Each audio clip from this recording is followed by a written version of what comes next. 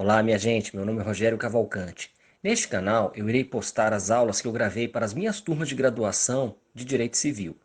A metodologia era a seguinte: com antecedência, eu gravava as aulas e postava e avisava para a turma. No horário determinado, eu entrava em algum aplicativo para encontro virtual com os alunos e sanava as dúvidas porventura existentes. Espero que todos vocês gostem. Um grande abraço! Olá, minha gente, essa é a nossa aula de número 12. Na aula passada, a gente falou sobre elementos acidentais, a gente introduziu esse tema, né?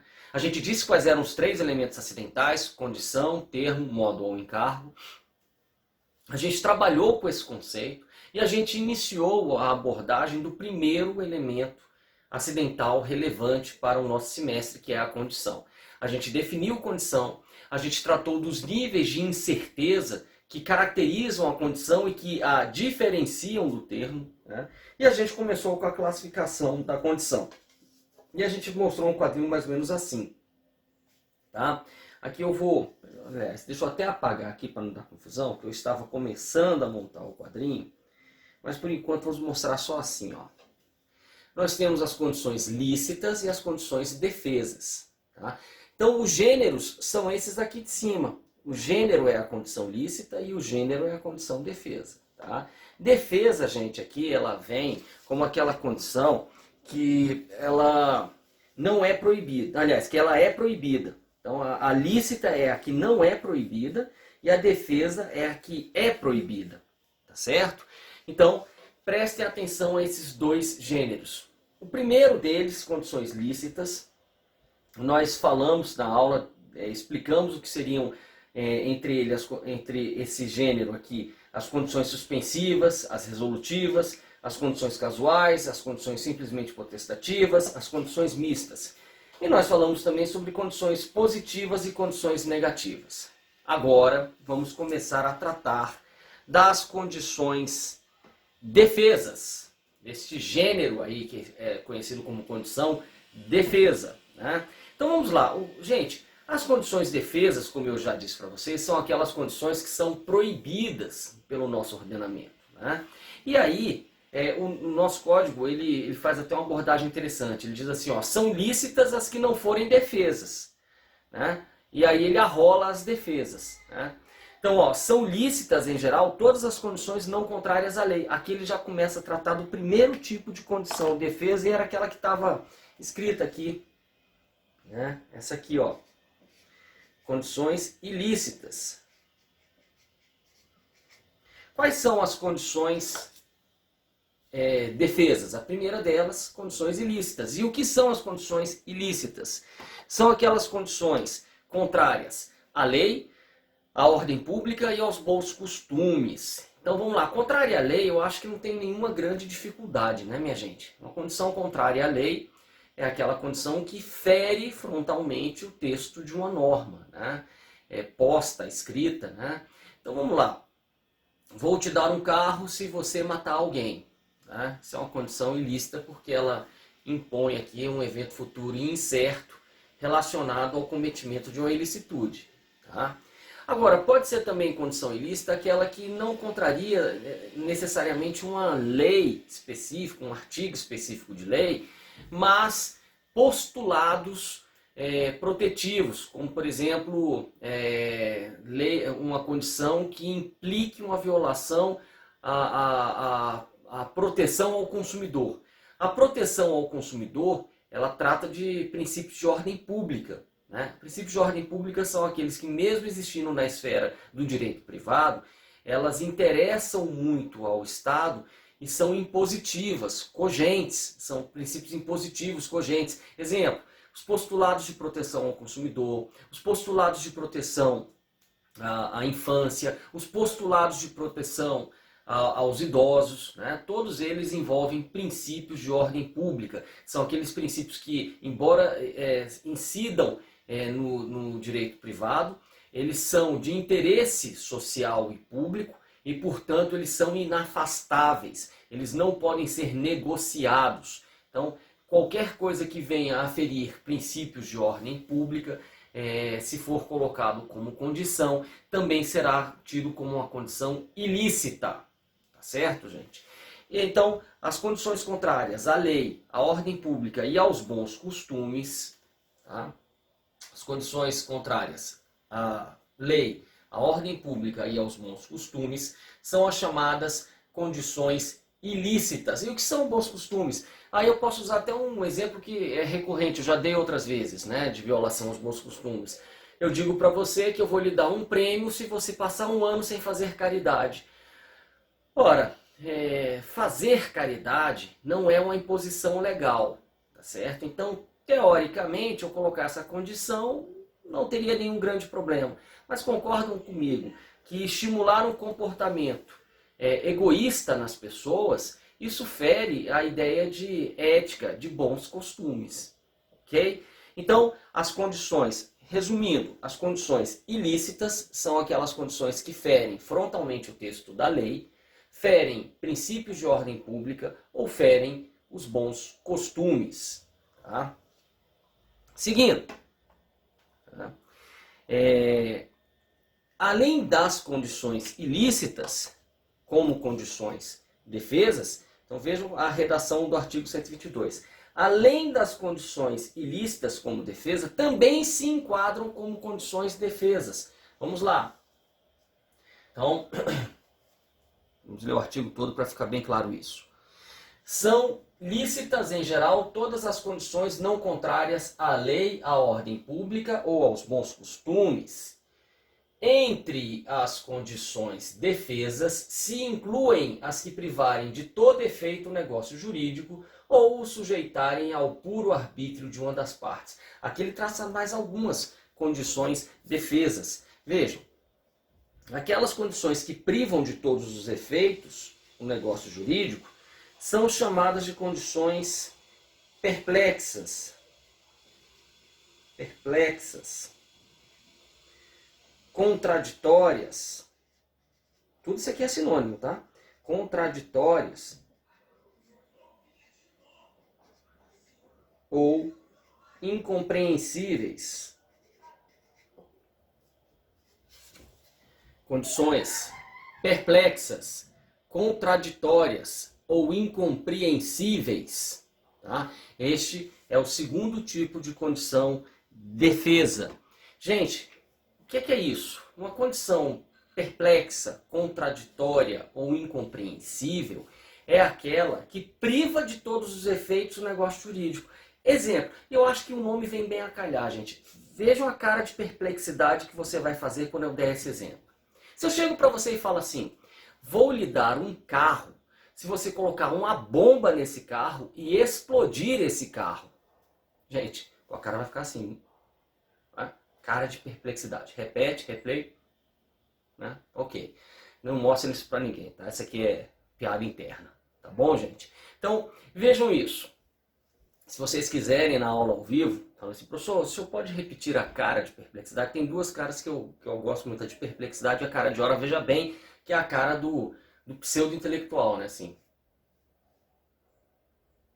Entendeu? Essa cara também, ela é muito frequente no mundo jurídico, né? As pessoas, às vezes, elas se escondem atrás dessas caras para, né, falarem coisas, às vezes, erradas, né? Muitas vezes óbvias. Faz cara de ora, veja bem, para falar um negócio muito óbvio, né? Mas veja, as condições perplexas, elas privam de todo efeito o negócio jurídico. Ela é contraditória por isso, gente. Como é que eu subordino o negócio jurídico a algo que vai destruir esse negócio jurídico? Entende? Então, vou fazer isso com você se você inviabilizar o que eu vou fazer contigo. Entende? É mais ou menos isso a ideia. Então, ela realmente é defesa, ela é proibida. Como é que eu vou subordinar um negócio a algo que inviabiliza o negócio? Tá? Não, embora não seja necessariamente ilícita. Por exemplo, explodir o carro. Vamos nem usar o exemplo de explodir o carro. Vamos usar assim, eu vou lhe dar o carro, eu vou lhe emprestar o carro, se ele não tiver gasolina nem posto de gasolina perto. Né? Para você reabastecer, né? Assim, um troço, essas coisas assim meio contraditórias mesmo. O nome ele vem a calhar por conta disso. Toda vez que você colocar uma condição que inviabilize o próprio negócio jurídico, essa é uma condição contraditória perplexa ou incompreensível. Tá? Bom, além delas, nós temos as que sujeitam o negócio ao puro arbítrio de uma das partes. Essa aqui é a puramente potestativa.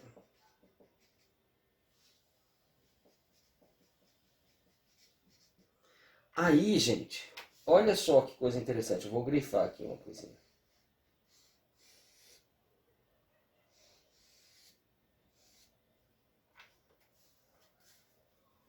Vejam isso aqui, ó.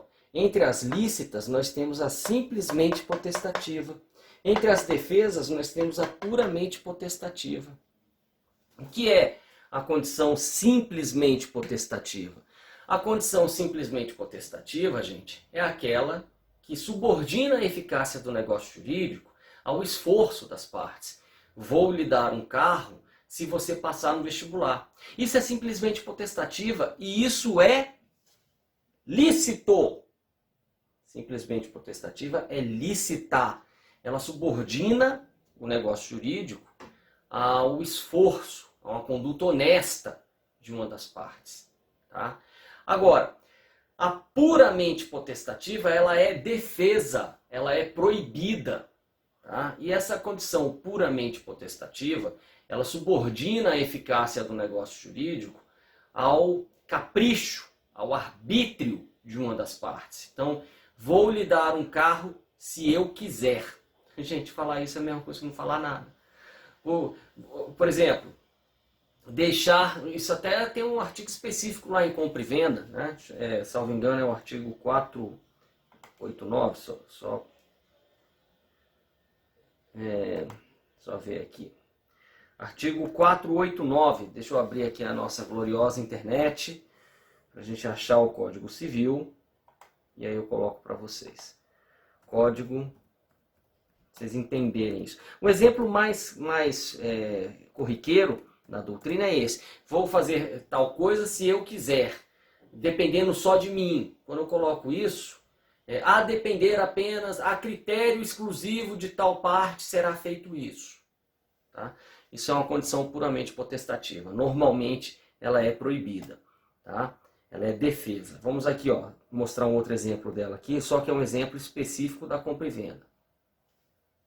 Ó, nulo é o contrato de compra e venda quando se deixa ao arbítrio exclusivo de uma das partes a fixação de preço.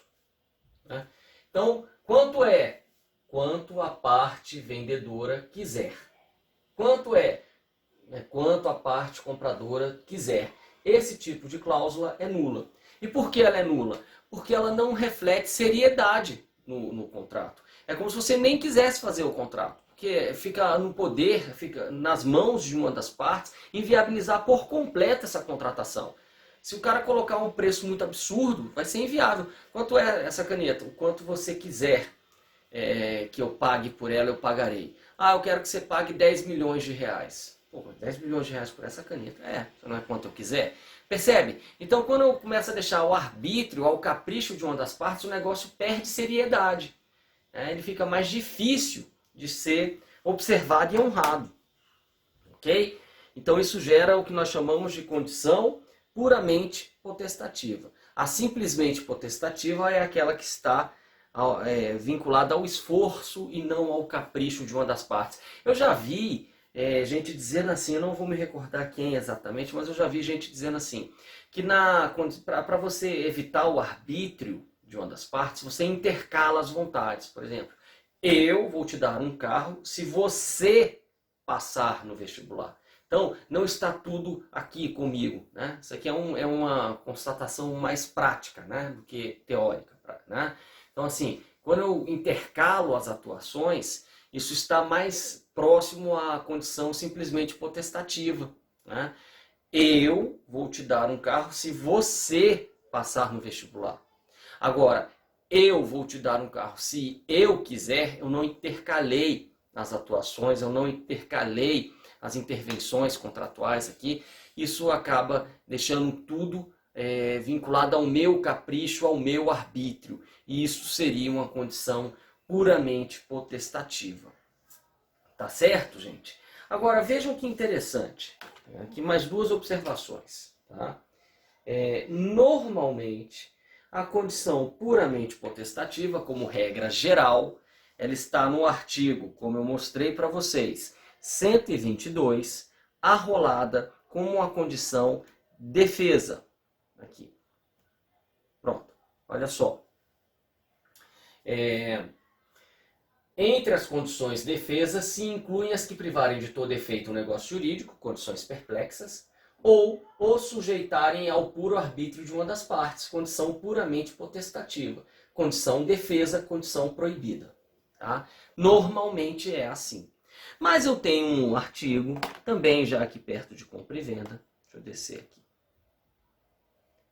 Nas cláusulas especiais do contrato de compra e venda, existe um tipo de cláusula chamada venda a contento e venda sujeita à prova. Tá? O que seria essa venda a contento? Artigo 509. A venda feita a contento do comprador entende-se realizada sob condição suspensiva, ainda que a coisa lhe tenha sido entregue, e não se reputará perfeita enquanto o adquirente não manifestar o seu agrado. Tá? 509. Tá? Gente, vamos analisar esse artigo. Tá? Eu te vendo alguma coisa e falo assim, ó, use aí e você vai... Se você gostar, você fica e me paga. Se você não gostar, você não fica e me devolve e não precisa me pagar. Tá? Isso é o que tecnicamente chamamos de venda a contento. Ou em latim, venda ad mudo, né? Ad gustum, só com U e M ao final. Ad gustum. Tá? Essa venda a contento ad gustum, ela tem uma condição. Você vai ficar se você gostar. Tá? Agora, eu preciso justificar porque eu não gostei? Não, não precisa. Você pode simplesmente pegar o objeto e falar assim, toma de volta, eu não gostei. Não gostei, não gostei. Ah, mas ele é maravilhoso. Esse objeto é maravilhoso, mas eu não gostei, não quero. Tá? Essa é a regra? Não, gente. Tanto é que isso é uma cláusula especial da compra e venda. Você vai ter que, se você quiser fazer uma compra e venda assim, você vai ter que colocar no contrato que esta compra e venda é a contento. Porque no silêncio, o contrato de compra e venda funciona assim. Te vendo isso, me pague. Vendi, pagou, acabou. Ah, mas eu não gostei. Azar o seu, você já comprou. A menos que eu tenha te enganado, a menos que eu tenha agido de má fé, se você gostou ou não gostou do que você comprou, meu amigo, resolva-se com uma terapia, tá certo? Não vem a mim dizer, mas eu não gostei. Pois é, né? Pois é, eu não te enganei, eu te mostrei o objeto, deixei você olhar, deixei você refletir e depois você quis comprar. Não gostou, fazer o quê? Tá certo? Essa é a regra geral da compra e venda. Mas, se previamente as partes combinarem uma cláusula de contento, essa venda passa a ser chamada venda a contento. Como é que essa cláusula de contento é? Olha, te vendo o objeto, te entrego o objeto e você vai permanecer com ele se você quiser. E aí, se você quiser, aí você me paga. Assim, se você quiser permanecer com ele, aí você me paga. Se você não quiser permanecer com ele, você me devolve. Tá certo? Venda a contento. Tá, por que eu estou falando dessa venda a contento? Gente, porque essa venda a contento, vocês acham que é uma condição simplesmente potestativa e, portanto, lícita, ou é uma condição puramente potestativa e, portanto, ilícita? Vejam que eu estou induzindo a resposta de vocês. Eu estou induzindo. Neste momento, eu sei que o primeiro impulso de vocês é falar assim, esta é uma condição puramente potestativa, logo ela é ilícita. Gente, a primeira parte do raciocínio de vocês está certa. Esta é uma condição puramente potestativa. Fique se quiser. Eu fico se eu quiser. Pronto. Isso é uma condição puramente potestativa. Mas ela é ilícita? Pela regra geral do artigo 122, ela seria uma condição defesa. Vamos colocar o nome de forma mais técnica. Ela seria uma condição defesa. Vejam aqui o artigo 122.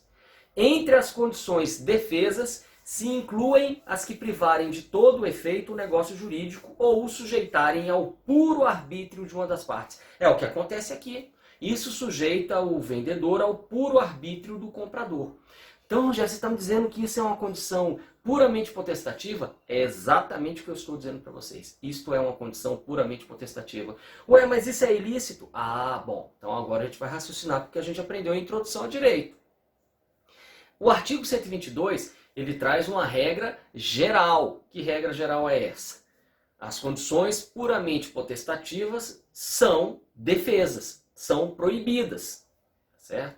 Mas lembre-se que a gente estudou em Introdução ao Direito que quando nós tivermos duas normas, uma geral e outra específica, a regra específica prevalece sobre a geral sem revogá-la. Não é isso? Lembram-se disso? Quando tivermos um conflito aparente entre uma norma genérica e uma norma específica, como se resolve esse conflito? O específico prevalece sobre o geral sem revogá-lo. Qual é o comando genérico aqui? As condições puramente potestativas são defesas. Qual é o específico? Na venda a contento é tolerável uma condição puramente potestativa. Então, gente, a que conclusão nós chegamos?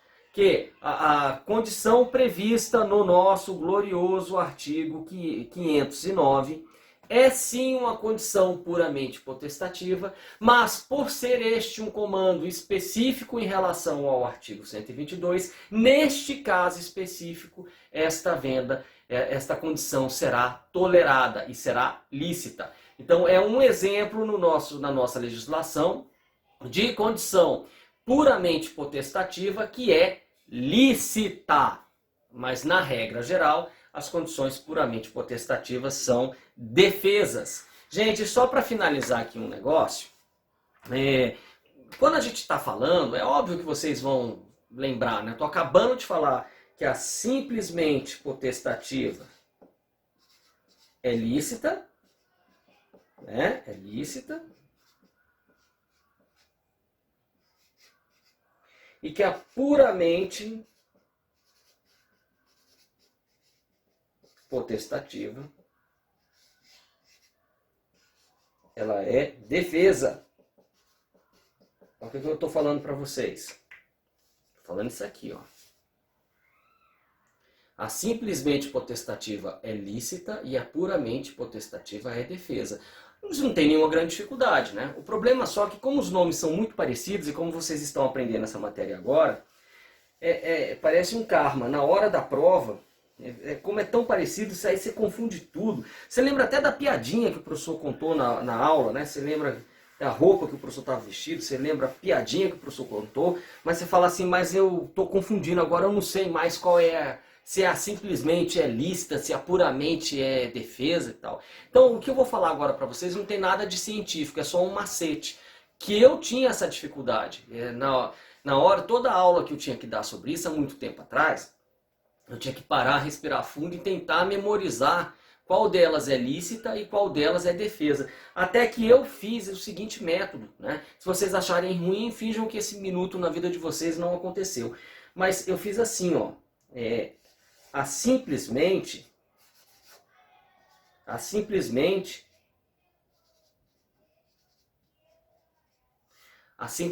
é com sim. Ela começa com sim, pode.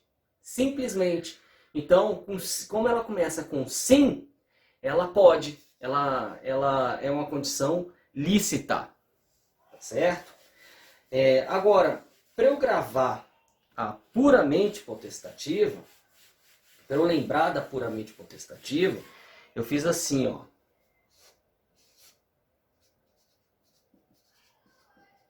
Puramente com P de proibida.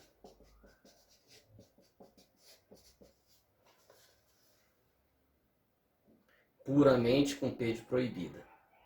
Tá certo? Aí, gente, isso, por incrível que pareça, um macete tão bizonho assim me ajudou a não mais trocar essas duas palavras. Então, se vocês acharam esse macete muito bobo, é só deletar esse pedaço, esse minuto na vida de vocês. Fingir que isso não aconteceu. Agora, se vocês acharem bom, é só usar. Né? E vida que segue. Né? Então, vamos voltar aqui, porque nós já vimos no nosso roteiro quais espécies de condições defesas? Nós já vimos as condições ilícitas, nós já vimos as condições perplexas, ou contraditórias ou incompreensíveis, nós já vimos as condições puramente potestativas e comparamos essas condições às simplesmente potestativas, lembrando que as simplesmente potestativas são lícitas.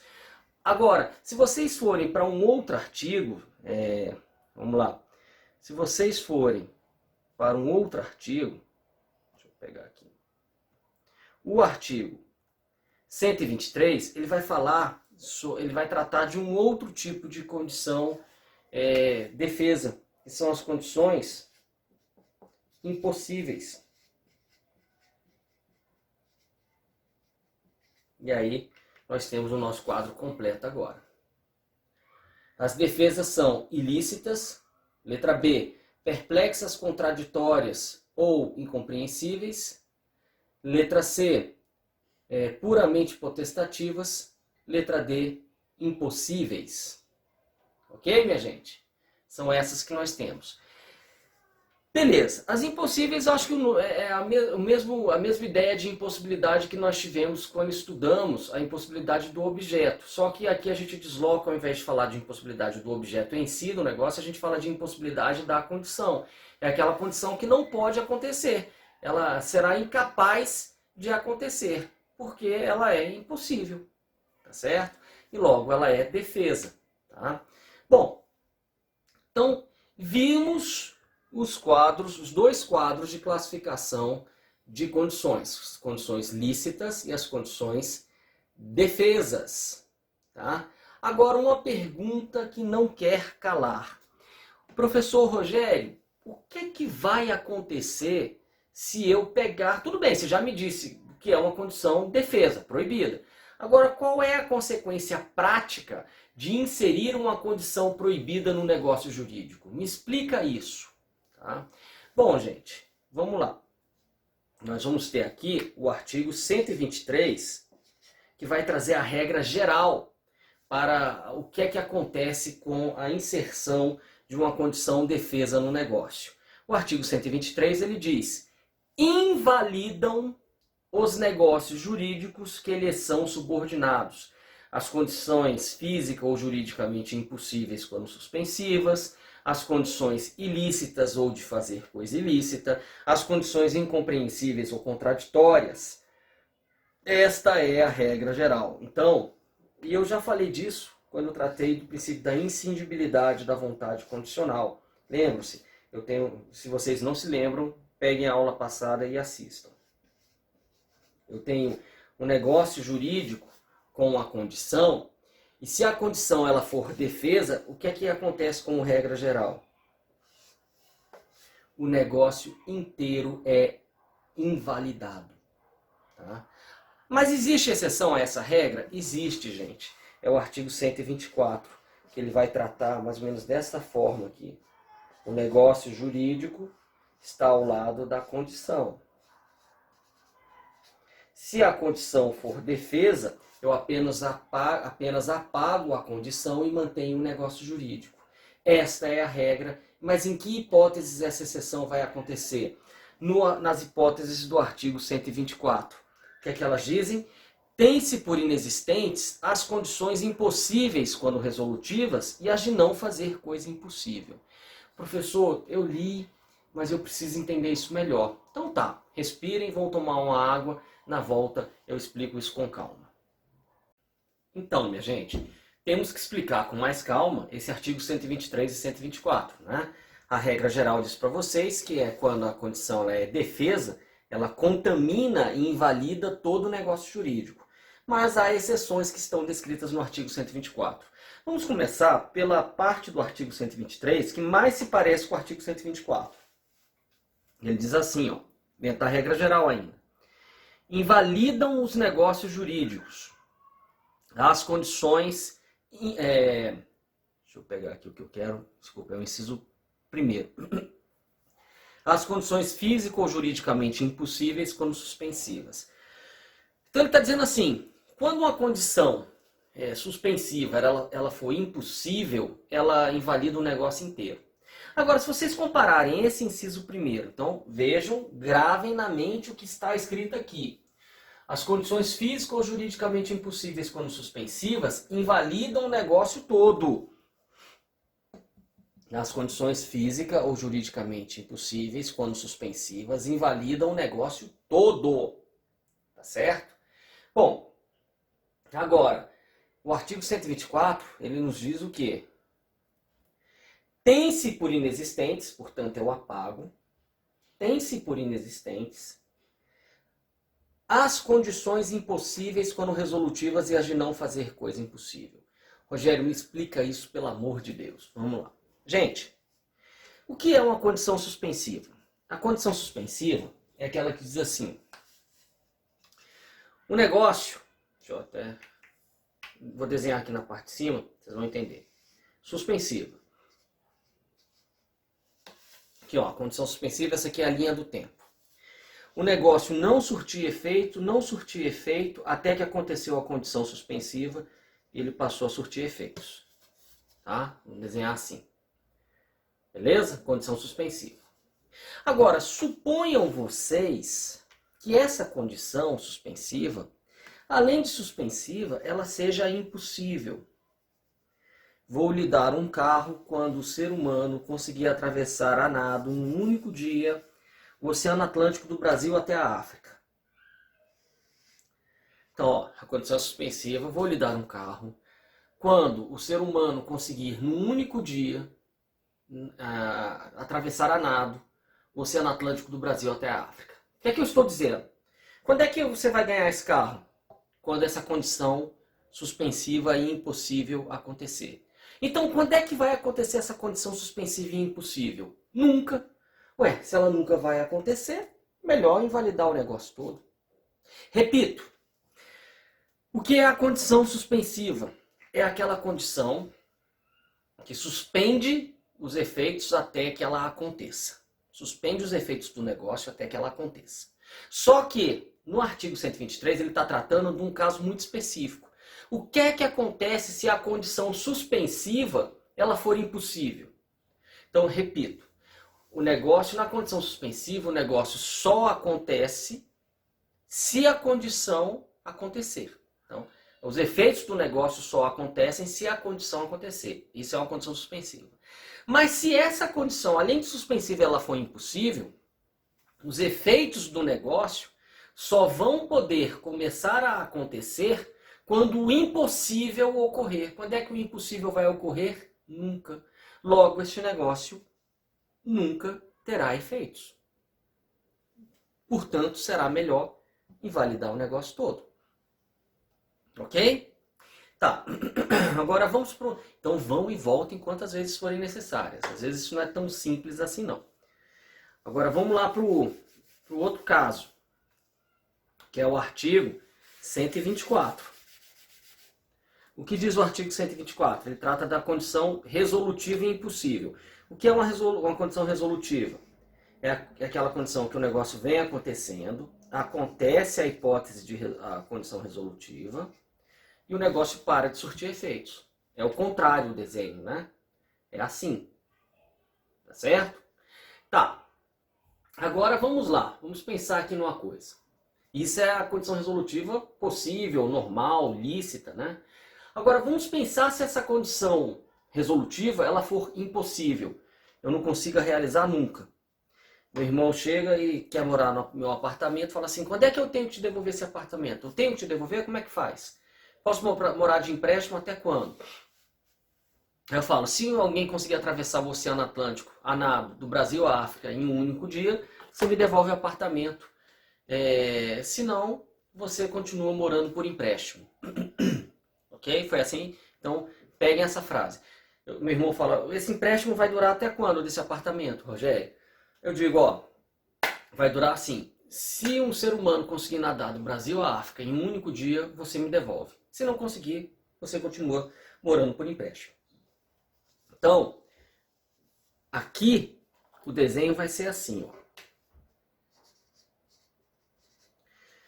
A condição, se ela acontecer, o negócio ele para de surtir efeitos. Acontece que essa condição criada pelas partes, é uma condição impossível. Logo, se ela for uma condição impossível, o negócio continua continuamente produzindo efeitos. Ele não vai parar de produzir efeitos porque ela jamais vai acontecer. Então, não faz sentido, pelo artigo 124, já que a condição é resolutiva e ela é impossível, ela nunca vai acontecer para parar os efeitos do negócio. O negócio vai continuar surtindo efeitos indefinidamente. Então, o modelo que faz sentido, do ponto de vista lógico, não é esse. Ela não vai invalidar o negócio. Ela vai apenas ser considerada não escrita, porque ela jamais vai acontecer para poder pôr fim ao negócio. Então, o negócio ele fica valendo indefinidamente e essa condição ela é apagada. Entenderam isso, gente? Então vamos lá, ó. Vamos tentar agora colocar de outra forma. O que é a condição suspensiva? A condição suspensiva é aquela que diz: o negócio vai surtir efeitos quando ela ocorrer. O que é a condição resolutiva? É aquela condição que diz, ó, o negócio vai parar de surtir efeitos quando ela acontecer. Agora imaginemos que ambas sejam impossíveis. Uma condição suspensiva é impossível. Então, o negócio vai começar a surtir efeitos quando o impossível acontecer. Quando é que o impossível vai acontecer? Nunca. Então, o negócio nunca vai surtir efeitos. Apaga o negócio todo. Mudamos a análise. Condição resolutiva. O que é a condição resolutiva?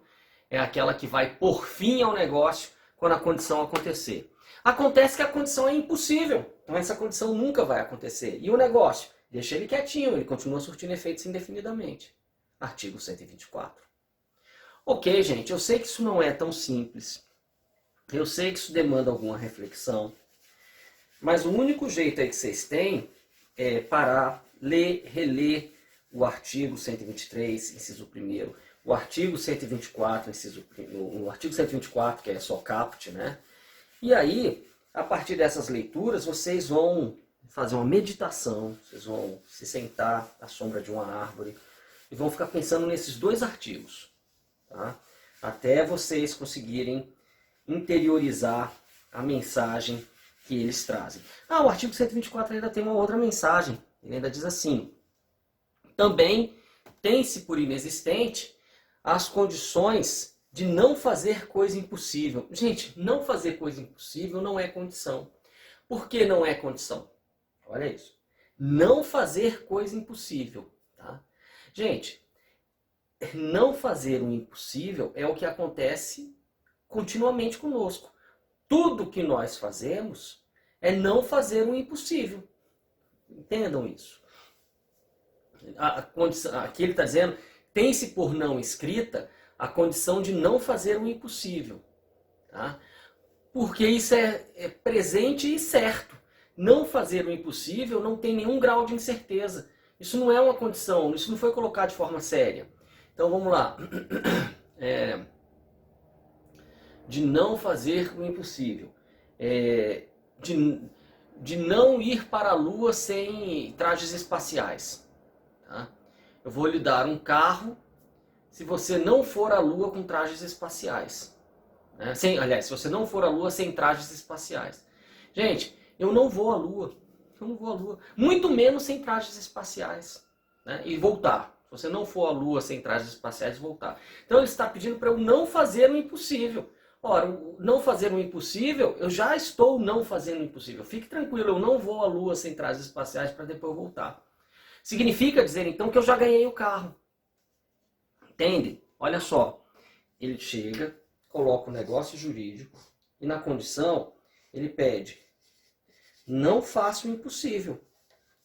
Bom, como eu já não estou fazendo o impossível, essa condição nem precisa. Fica só o negócio jurídico, fica só a doação. Vou te doar algo se você não fizer o impossível. Ora, não fizer o impossível, eu já cumpri. Eu já não estou fazendo nada impossível. Pronto. Apaga a condição louca que foi colocada e fica só o negócio jurídico. Artigo 124. Ok, gente? Sei que vocês vão ter alguma dúvida, mas eu sei que vocês vão... Eu vou mandar isso até sexta. Espero eu. Tá certo? E aí eu vou querer que vocês, no final de semana, né, as chuvas devem estar começando nesse nosso período do ano, né? Para quem não sabe, eu estou gravando isso no segundo semestre de 2020, né? Então as chuvas devem estar começando. Vocês vão se sentar, se não estiver chovendo, vão ficar contemplando o horizonte e vão ficar pensando nesses dois artigos. É um excelente programa de final de semana, né? E vai trazer muita paz interior para vocês. Tá certo, gente? Sério. Tá? Vamos lá. Vamos completar o estudo das condições. Tá? Fora esses três artigos, esses quatro, né? 121, 122, 123, 124, que nós já estudamos, temos mais alguns. Vamos lá. 125.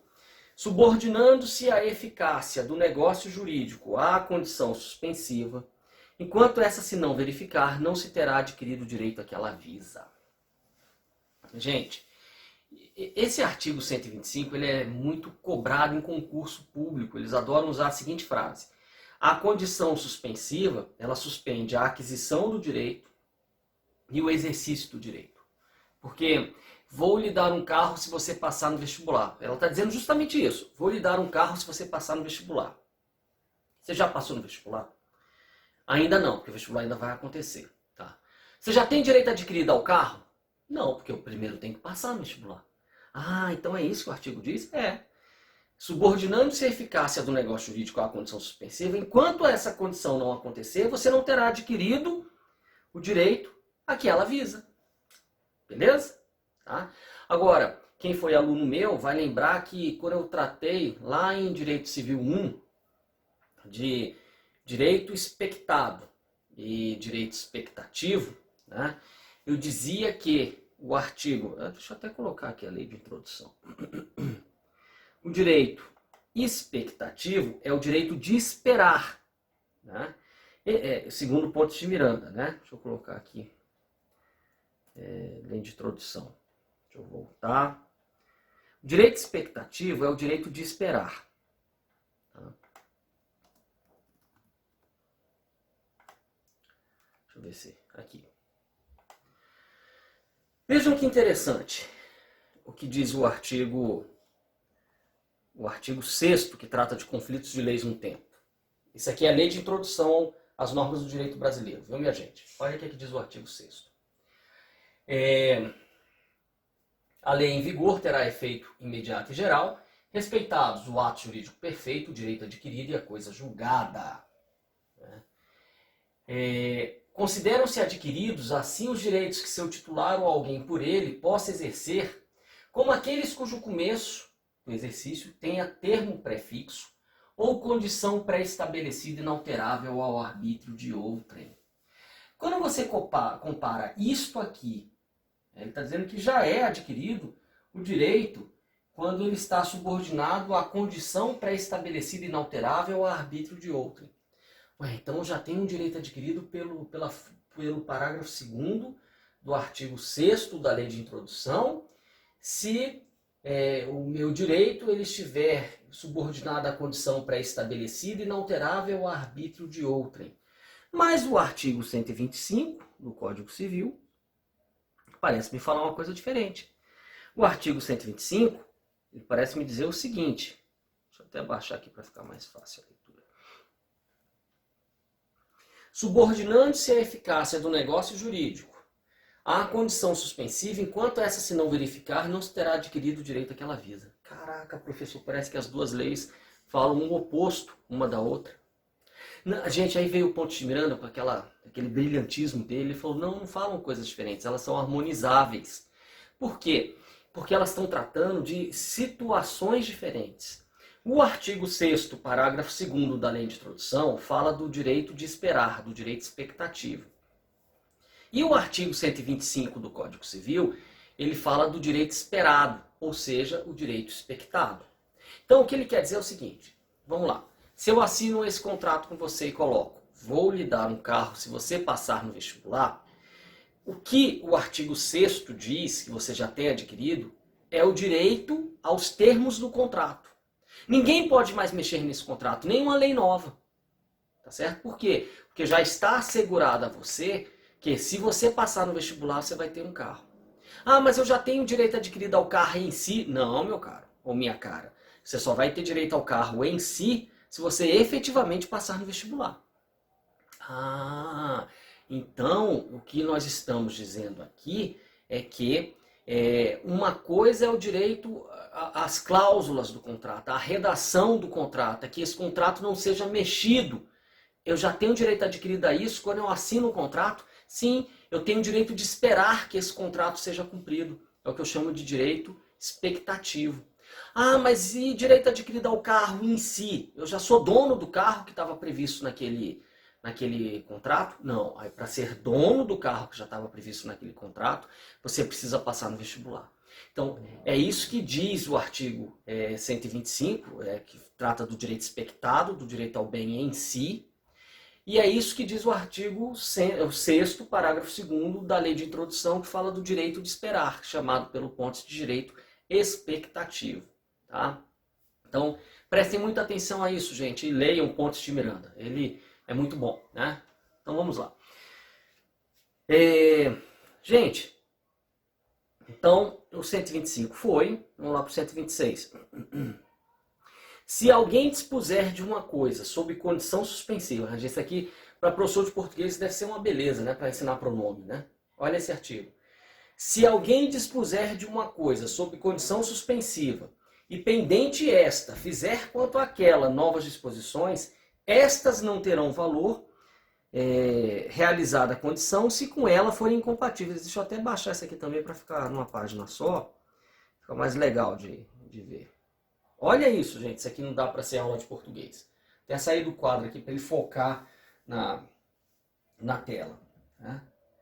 Se alguém dispuser de uma coisa sob condição suspensiva e pendente esta fizer quanto àquela novas disposições, estas não terão valor, realizada a condição se com ela forem incompatíveis. Tá? Gente, isso aqui é uma redação que é cópia do Código de 16. Tá? E o Código 16 foi feito por Clóvis Bevilacqua, passou por uma comissão, e no parlamento levou muita paulada do Rui Barbosa, principalmente em aspectos gramaticais, português, etc. Mas ele saiu também um código muito elegante, né? Ele saiu um código bem escrito, né? Que parte dessas críticas foram abraçadas, né? Veja, agora para você entender esse artigo, você precisa pensar num exemplo, tá? Vamos lá, vamos pensar no exemplo. Vamos dar nome às pessoas. Né? Se alguém, esse alguém é Rogério, dispuser de uma coisa sob condição suspensiva, vou dar o carro, placa XYZ0000. Então, Rogério diz, vou dar o carro placa XY0000 para Pedro, se Pedro for o primeiro no concurso que ele está inscrito. Tá? Então, se alguém, Rogério, dispuser de uma coisa sob condição suspensiva, a coisa é o carro, com essa placa aqui. Qual é a condição? Vou dar o carro para o Pedro. Dispuser é abrir mão, né? Alienar. Né? Se Rogério dispuser do carro, vou dar o carro para Pedro. Se Pedro for o primeiro no concurso, esse alguém é Rogério, estou dispondo da coisa sob condição suspensiva. E pendente essa condição, antes de acabar, o que é pendente a condição? Antes do tempo dela se realizar. Pendente ela. Né? O concurso ainda está rolando. Né? E pendente a condição. Fizer quanto àquela coisa, novas disposições, veio o José, antes do fim do concurso,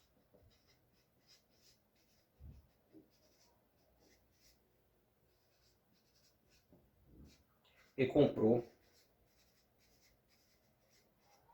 o carro.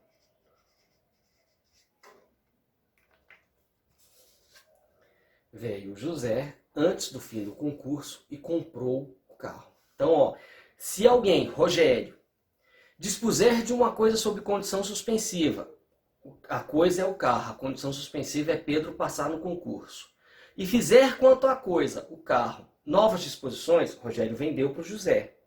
Estas novas disposições não terão valor se realizada a condição e com ela for incompatível. Então, aí veio o Pedro e o Pedro de fato foi o primeiro colocado no concurso. Então, esta condição, esta segunda disposição, a venda do carro para o José, é incompatível com a realização da condição e ela perde valor. Resultado prático desse problema. A venda com o José será desfeita, o José ele vai pedir o dinheiro de volta para o Rogério e o Rogério vai entregar o carro para o Pedro. Ah, mas e se o Pedro não for o primeiro colocado no concurso e o Rogério vendeu esse carro para o José antes de acabar o concurso? Nenhum problema. A condição não se realizou, então é como se nada disso, é como se essa promessa nunca tivesse surtido efeito. Vou te dar o carro se você for o primeiro, ele não foi, tá certo? Então não tem problema. Agora, eu vejo às vezes uma interpretação muito literal desse dispositivo. Tá? Vamos supor que o José esteja de boa fé, porque normalmente está. Não está escrito na minha testa, olha, estou vendendo um carro que já foi prometido antes para um candidato de um concurso. Isso não está escrito na minha testa. Como é que deve ter sido essa venda? Eu devo ter anunciado em algum site, ou anunciado em algum classificado de jornal, que eu estava vendendo o carro. Veio um interessado, José e levou. Percebe? Agora, imaginem vocês quanta insegurança jurídica haveria se essa venda feita a José, que está de boa fé, ela fosse desfeita porque porque uma condição que foi celebrada apenas entre mim e outra pessoa se realizou.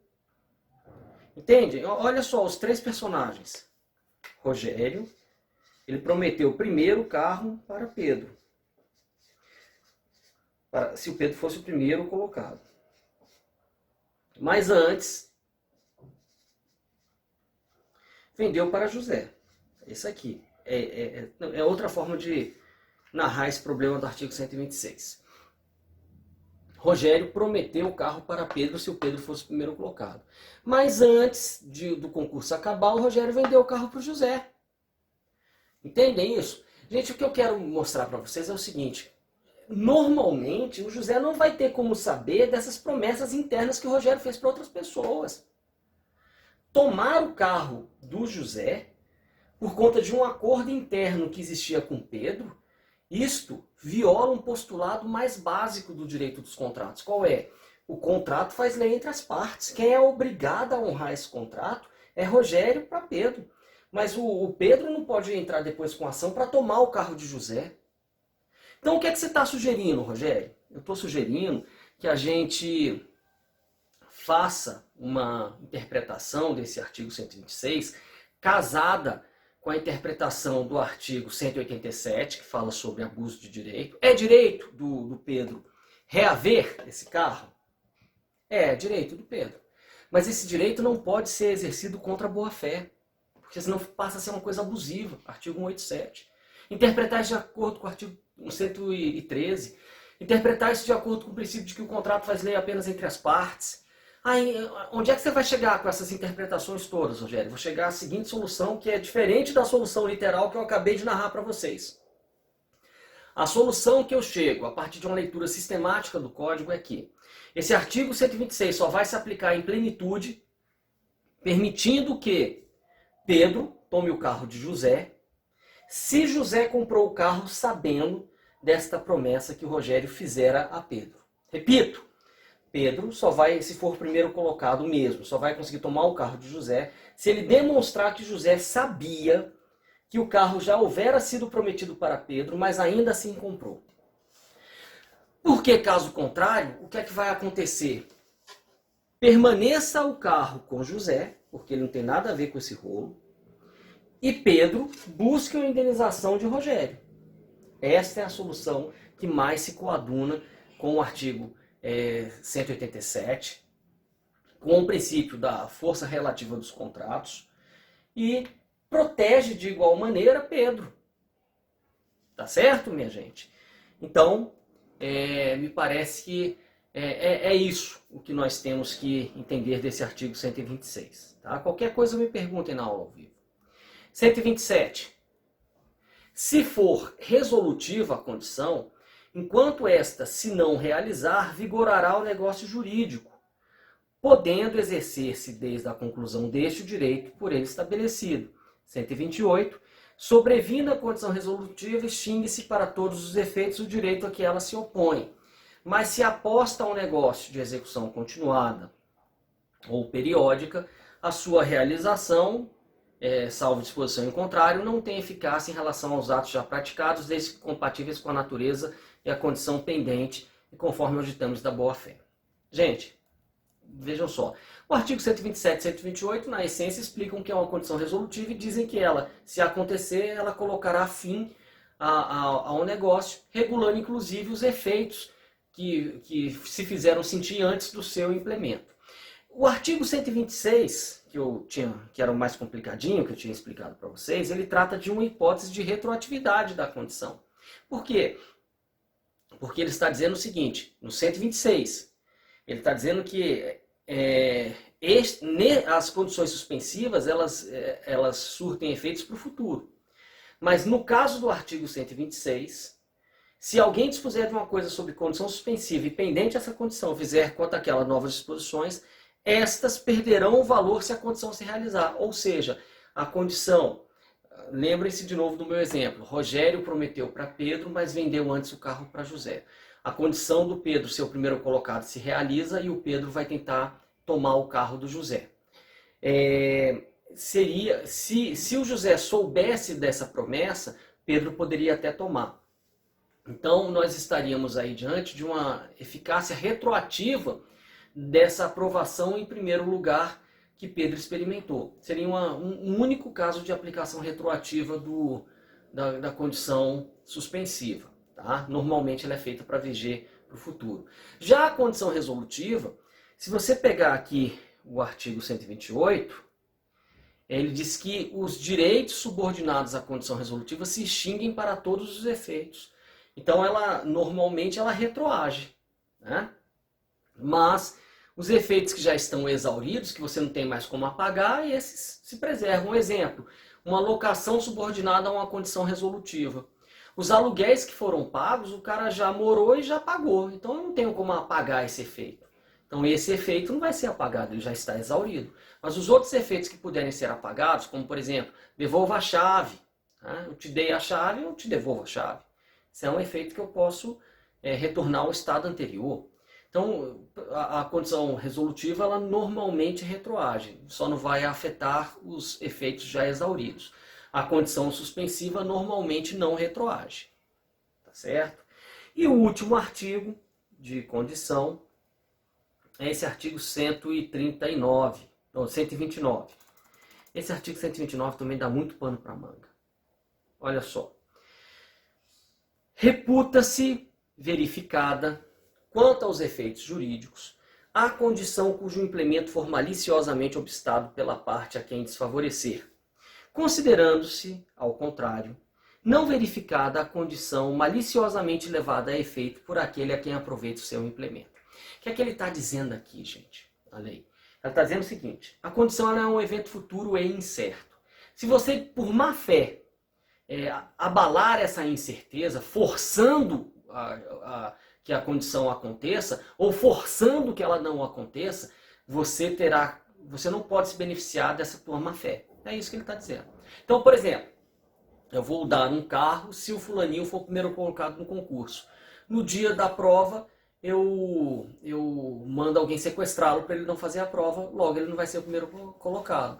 Além de ter que indenizá-lo por tudo, depois que for descoberto o golpe, eu vou ter que dar o carro para ele. Por quê? Porque maliciosamente, eu que seria desfavorecido pela condição, eu obstei que ela acontecesse. Agora, e se o cara que está fazendo a prova, se ele colar, se ele usar fraude para ser o primeiro colocado, ele não vai ganhar um carro. Por que ele não vai ganhar um carro? Porque ele maliciosamente forçou o implemento da condição. Então, quem maliciosamente atacar essa condição, ou forçando que ela aconteça, ou forçando que ela não aconteça, terá contra si os efeitos que ele queria evitar. É o que diz o artigo 129. Só para finalizar, eu sei que isso é muito polêmico, né, mas eu tenho uma opinião muito própria sobre isso. Teve um caso famoso na nossa jurisprudência que foi do show do milhão. A moça, ela acertou todas as respostas, porque parece que era assim, ia até 500 mil quem acertasse tudo, e depois ia para a pergunta do milhão. Só que fizeram a pergunta do milhão, uma pergunta sem resposta. Era assim, quantos por cento, era alguma coisa assim, quantos por cento do território do Brasil a Constituição destinou a índios? Só que a Constituição não reservou o percentual. Então estava lá 5, 10, 15, 20%. A Constituição não reservou o percentual. Então, teoricamente, seria uma pergunta sem resposta. Como é que o STJ resolveu esse imbróglio? Falou, acertou até os 500 mil, isso já é dela, beleza. Agora, a outra pergunta que valia 500 mil, eu tenho que calcular o seguinte, eram 4 alternativas. Ela tinha 1/4 de chance de acertar. Então, eu não posso dizer que ela acertaria, mas eu posso dizer que ela tem 1/4 de chance para acertar. Então, o STJ falou, 500 mil já são seus, os outros 500 mil divide por 4, porque você teria uma chance em 4 de acertar. Então ela levou 625 mil.